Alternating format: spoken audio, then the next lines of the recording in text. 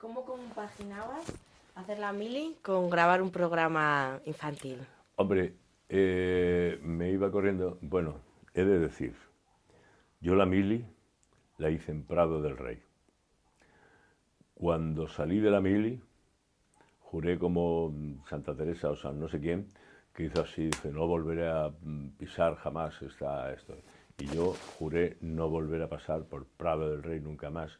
Y ya ves, se les ocurrió, no había otro sitio en todo Madrid más que Prado del Rey para hacer los nuevos estudios. Y claro, me tuve que meter la lengua donde ya sabes, porque el cuartel sigue allí, ¿no? Ahora ya lo miro con cariño, ¿no? Con la distancia. Veo el cuartel en blanco y negro, porque y entonces yo salía del cuartel aquel de Prado del Rey y me iba corriendo al Paseo de La Habana, que estaba en el Quinto Coño, en aquella época eran las afueras. Y hacía mi programa infantil, pero como luego no me daba tiempo porque tenía que ir a dormir al cuartel, hacía de aquí para arriba vestido con chaqueta y corbata que me tenía Cándida, que era la señora de los camerinos de allí, y de aquí para abajo iba vestido de soldado, que era lo más difícil de poner luego con las botas y todo eso. Y eso durante toda la mili. Pero, bueno, épocas divertidas. Ya te digo, la televisión me persigue, porque ahora vivo en un sitio donde me han plantado enfrente el pirulí, que también me persigue, pero con mucho cariño. Bueno, y después de esta fase de estudio uno, ¿qué aspecto querrías resaltar de tu relación profesional, sobre todo con televisión? Pero bueno, sí. Mira, televisión para mí fue, bueno, yo seguía haciendo teatro, aunque hacía televisión, porque yo por ejemplo, estaba haciendo, no sé, La Casa de las Chivas en el Teatro Marquina y por la mañana estaba en televisión haciendo David Copperfield, o sea que yo seguía haciendo eso. Y cuando no, pues hacía doblaje, que también era una época que había que hacer de todo, porque se podía y porque había que hacerlo. Entonces, mi televisión, para mí, televisión española, por ejemplo, era mi casa. Yo ir a televisión española era, porque todos nos hemos criado juntos. Eh, y claro, éramos como una panda de amigos de esto que luego ya pasé a las otras, ya me tenía amigos en Telecinco, en Antena 3, pero mi casa seguía siendo televisión española. Porque además, ahora ya supongo que será distinto, porque ya no te conocerá nadie ni nada, pero entonces todo el mundo sabíamos quién era quién. Y no era la cosa aquella de que eras de las otras al principio, pues yo era el currito de la Campos, ¿no? Y bueno, pues uno tenía su corazoncito.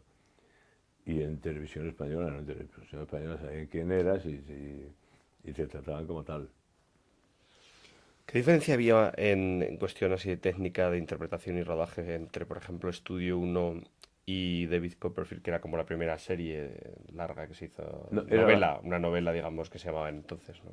sí, la novela, además creo que fue la primera novela larga, Sí. porque fue la primera que tuvo 20 y no sé cuántos capítulos. Era la misma técnica que el Estudio uno. Lo que pasa es que tardábamos mucho más tiempo en hacerla, pero la técnica venía a ser la misma. Luego tenía, en televisión española además teníamos muchas oportunidades cuando estabas allí, porque te daban programas. Yo, por ejemplo, me he hecho programas de presentador montones de veces. Hice Suena la copla, Esta noche es fiesta, o una cosa así.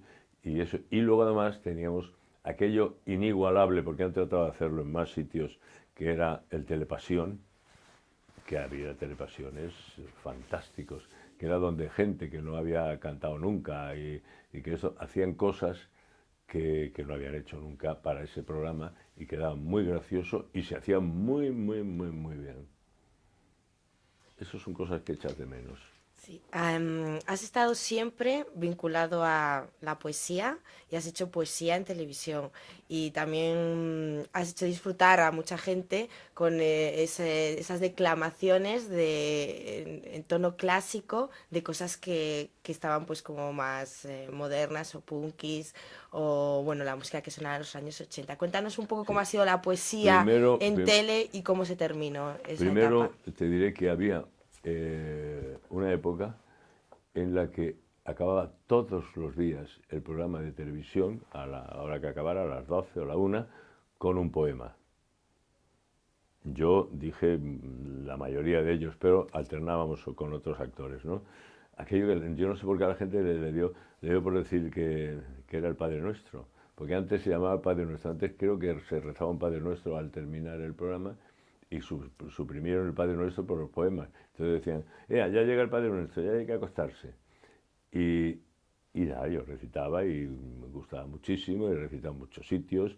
Yo recuerdo los magazines de José María Íñigo, que he recitado en todos, porque cada vez que había que esto, que venga Paquito, y Paquito iba y recitaba. Pero luego se hizo un programa que lo hizo Summers, que se llamaba Devórame otra vez, en el que me pidió si yo me atrevía a recitar letras de canciones de lo más absurdas.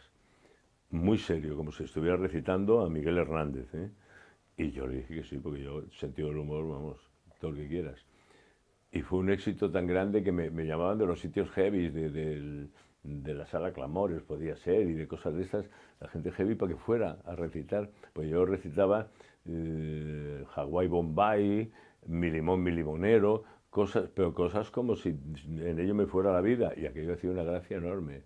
La última vez que recité fue la SRG, o sea que fíjate.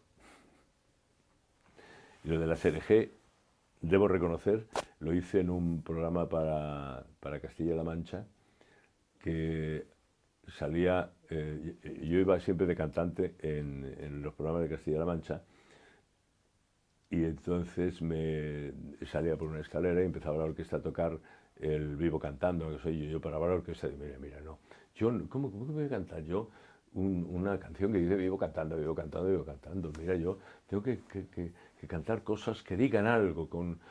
Y de pronto apareció un atril, y donde estaba la SRG, y digo, mira esto. Y yo había quedado con el de la orquesta, el violonchelo, que cuando fuera a empezar a recitar, tocara lo más sublime que pudiera. Y empezaba a recitar la SRG, que la primera letra nadie sabía de qué iba, decía, qué cosa más rara está diciendo. Pero ya cuando empecé a decir a SRG, Ejebe tu Tejebe, la gente ya empezó a aplaudir y ya se acabó, ya no me dejaron ir más. Hay que hacer de vez en cuando esas cosas.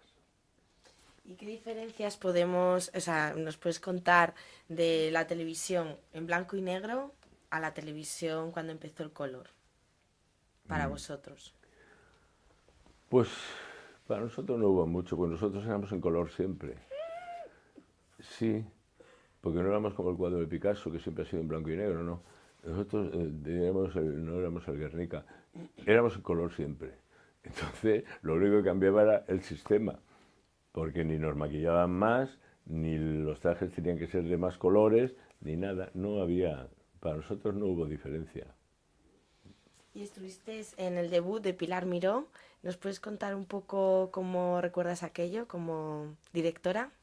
Sí, pues era divertidísima, porque tenía mucho sentido del humor, aunque parecía que era muy así, ¿no? Pero tenía un gran sentido del humor.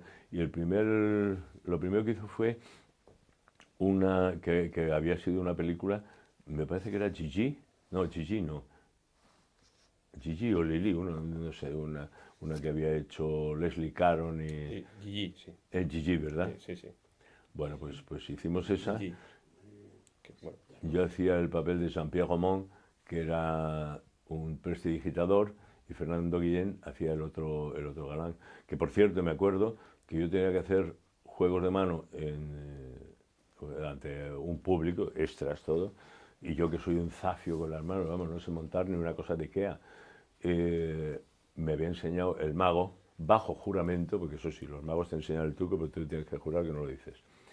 Y me había enseñado un truco facilísimo, pero a mí me parecía que era asombroso. Yo hacerlo así.